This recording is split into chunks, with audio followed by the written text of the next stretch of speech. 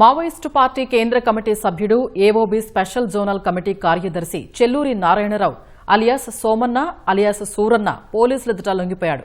ఆయనతో పాటు AOB special zonal committee, divisional area కమిటీలకు చెందిన పలువురు మావోయిస్టులు లొంగిపోయినట్లు సమాచారం.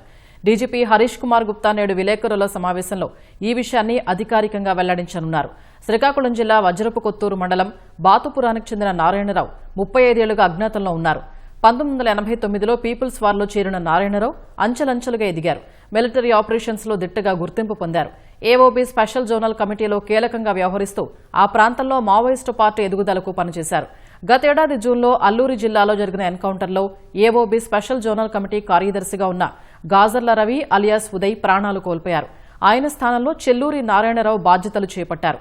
అనేక మావోయిస్టు ఆపరేషన్లు నిర్వహించారు. నారాయణరావుపై ఆంధ్రప్రదేశ్, ఒడిశాల్లో అనేక కేసులున్నాయి.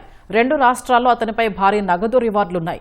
కేంద్ర ప్రభుత్వం చేపట్టిన ఆపరేషన్ కగారుతో మావోయిస్టు పార్టీ అగ్రనేతలంతా ఏడాదిన్నర వ్యవధిలో ఎన్కౌంటర్లలో ప్రాణాలు కోల్పోయారు. కొంతమంది లొంగిపోయారు. చెల్లూరి నారాయణరావు లొంగుబాటుతో మావోయిస్టు పార్టీలో ఏపీకి చెందిన వారు ఒకరిద్దరు మినహా ఇంకెవరూ లేనట్టేనని పోలీసులు తెలిపారు. ఏఓబీలోనూ మావోయిస్టు పార్టీ పూర్తిగా తుడిచిపెట్టుకుపోయినట్టేనని భావిస్తున్నారు.